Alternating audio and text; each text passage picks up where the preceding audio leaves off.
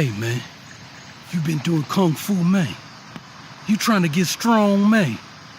That's good. That's hella good. You done come to the right place.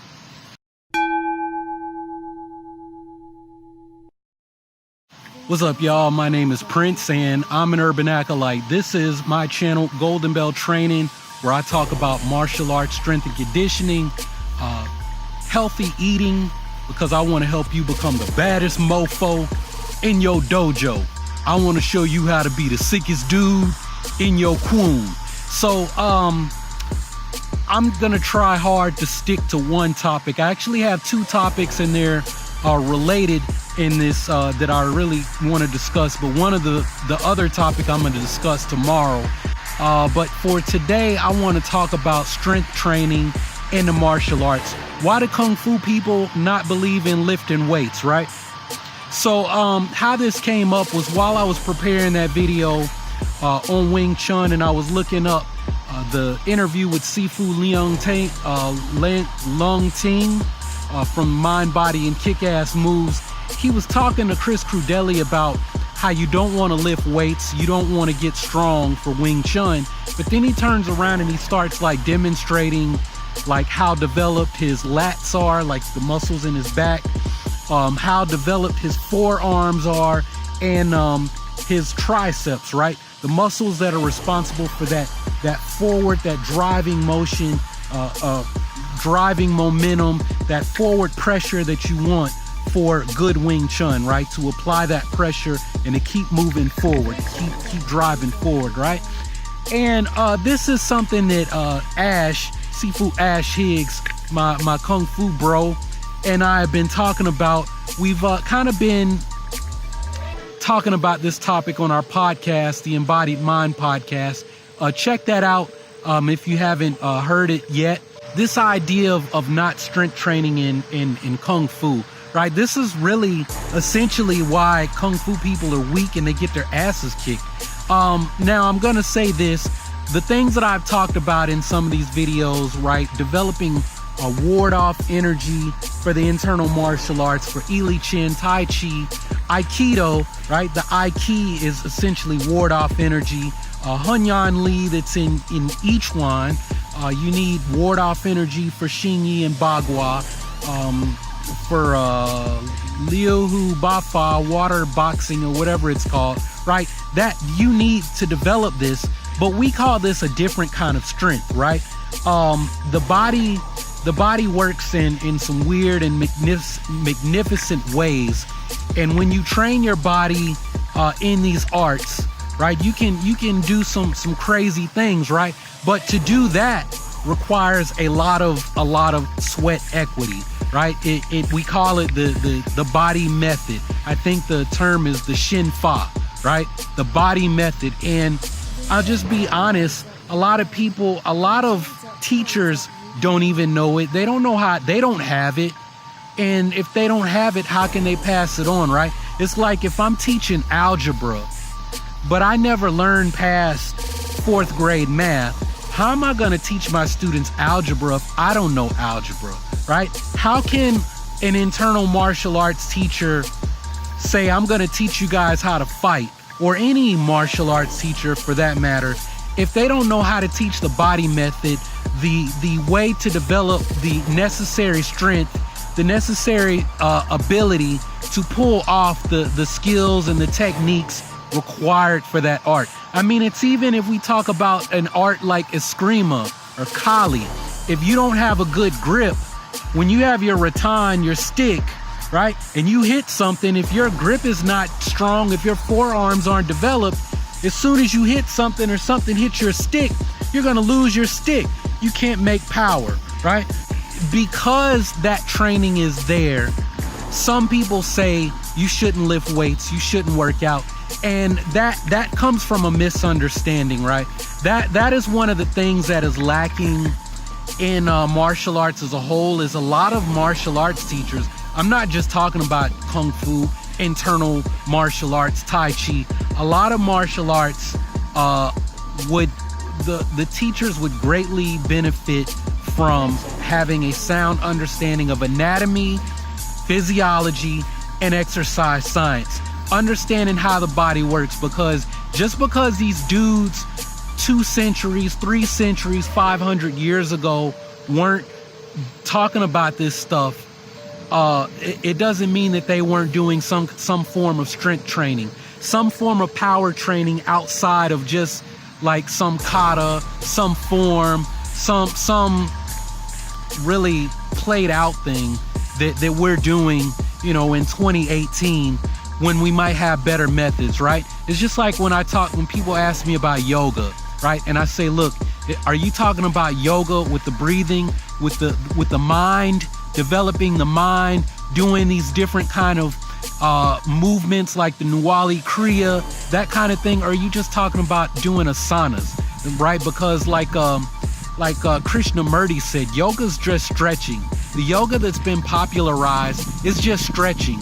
And honestly, we have better methods to stretch, where you don't have to believe that you're doing some spiritual practice, and you'll get in better shape. You'll have better results in less time, right? I don't care if I hurt any yoga practitioners' feelings. Now, if you're doing real yoga with the mindfulness component involved, because that's what Tantra really means. Tantra is not some crazy sex practice. Tantra really means mindfulness. If you're doing true tantric yoga, a true tantric practice, then that's something else, right? And essentially the whole purpose of the asanas is to prepare the body for these increased internal energies. If you believe that, if you buy into what these particular yoga teachings are teaching, to prepare the body for that, right? Getting back to the internal martial arts, right? A lot of people believe, oh, well, if I do this practice, I'm going to increase my chi. I can sense, more blood flow because my hands are warm and they're tingling, and I'm going to use my increased chi to fight. And that's all I need to do, because the Tao Te Ching says eventually the soft will overcome the hard. That may be true, but I'm going to tell you what my first Tai Chi teacher, Brian Wilson, said. Sometimes you just got to be fucking strong, right? And that came up during a Sanshao workshop, and we were learning these different kind of throws. And yeah, you can have leverage, you can bring in the awareness, different kind of things. But one of these particular throws was essentially a deadlift, right? You're going down, you're scooping the person up, picking them up, and then dumping them on their fucking head, right? And I said, dude, what do I need to do to get better at this throw? Because I'm short, and if a taller person is coming after me, I'm already lower to the ground where I can attack them. What do I need to do? And he was like, dude, like, there's no chi involved.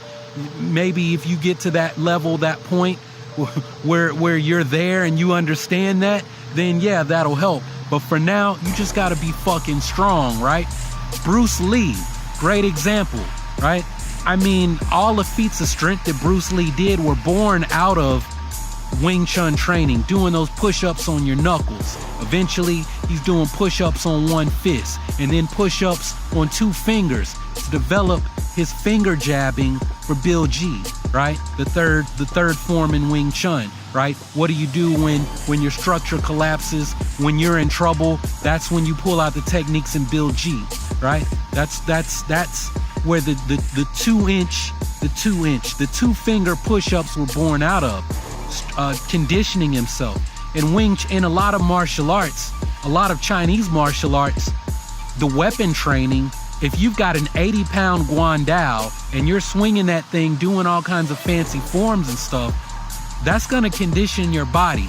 When I talk about Chin style Tai Chi was originally designed to be used with the guandao, a big horse chopper knife, a halberd that weighs 50, 80 pounds, and you're wearing armor. Well, think about, you're doing this slow moving Tai Chi and you've got a weapon. You're moving very slow, right? You're doing a lot of isometric contractions, right? You're essentially wearing a weighted vest doing your Tai Chi. A full, not even a weighted vest, a full body, right? A full body weighted vest, because you're wearing fucking armor, right? Now think about that And then when you take that armor off, how much lighter you're gonna feel, how much stronger you're gonna be. So these people were training with resistance. I mean, even the Hung Gar guys, right? They wear they have those iron rings that they put on their forearms, and they practice, they practice their Fa Jin, their explosive power with those iron rings, right? So am I saying we should go back and do all of that stuff? No, we've got access to weights. We've got access to all of the methods of training that the Russian Olympic lifters were using in the 60s and 70s when they were killing everybody in the Olympics and weight training, right? Russian periodized training. We've got people like Charles Poliquin, the Strength Dojo, who trains all of these professional athletes, where you can go to his website, strengthdojo.com, and read up on this. Guys like my big bro, Mike Mahler, where you can learn how to train with kettlebells, right? He's got all kinds of, when he was, he's a big MMA fan. You can go there and get a free program to train with kettlebells. I mean, Bruce Lee was training with makeshift kettlebells. You can watch the videos that I'm going to be posting soon and come up with ideas. Now, if you want me to actually give you a program, I can't do that for free. I am a coach. You guys keep forgetting, and learn ways to supplement. Now, am I saying we can do that and not do the Shin Fa? No, I said ways to supplement, right? Fa Jin doesn't work against cars, right? And this is the big takeaway. Why do Kung Fu people really need to lift weights? Because you can do all the Shin Fa, you can train all the forms and everything. You can be the baddest ass person in your Kun, the baddest mofo in your dojo, if you train karate, taekwondo, whatever, right? But what did GSP say? I think GSP said this, right? The better your technique is, the less strength you need. But the stronger you are, the more you train your heart, the healthier you will be, the longer you will be in the fight of life, right? So if you just want to, go balls to the walls and train your ass off, and, you might go out young like Bruce Lee did on, arguably on top, you can't really argue against someone who's dead, who went out at the peak of his fame at that time, at the peak of his physical ability at that time, then go do that. But, I'm turning 40 soon. I'm not going to be in a ring fighting anybody. Essentially, I'm trying to be Yoda. I'm trying to be 900 years old and still be training the next New Hope, the next Luke Skywalker, the next dragon, the last dragon, right? That I'm trying to be Master Splinter and find my Leonardo, Donatello, Michelangelo, and Raphael, right? So for me, I'm like LeBron, right? Longevity is where I'm going to make my money. Longevity is where I'm going to become great in the world, in the martial arts world, not from who I'm going to fight, these different feats, right? It's from being around longer than everyone else and continuously improving, right? And in order for me to do that, I got to take care of my body. I got to take care of my mind. And I also have to accept that when I'm doing these kettlebell workouts, when I'm doing deadlifts, when I'm making these videos, to help you guys, my future students, that's time that I could be training. I could be working on my Shin Fa. And so that's the big takeaway there, right? Is that if you're going to lift weights, if you're going to do all this supplemental training, it's going to take time away from your meditation, from your lifting, from your Shin Fa, from training your art. But if you look at it the way I do, everything I do is Kung Fu. If I'm deadlifting, if I'm doing body weight exercises, if I'm doing kettlebells, whatever, all of that is Kung Fu. Because what does Kung Fu essentially mean? Skill. It's skill that you have achieved over a lifetime of hard work, right? So for me, being able to work out with that golden bell, right? Developing the golden bell, meaning the Shaolin skill, golden bell, the golden body, right? Being able to take hard hits is just as important to me as being able to train with my golden kettlebell, right? And that's why the golden bell training logo looks the way it looks, right? You got the Tao, you've got Buddhism, you've got a kettlebell, right?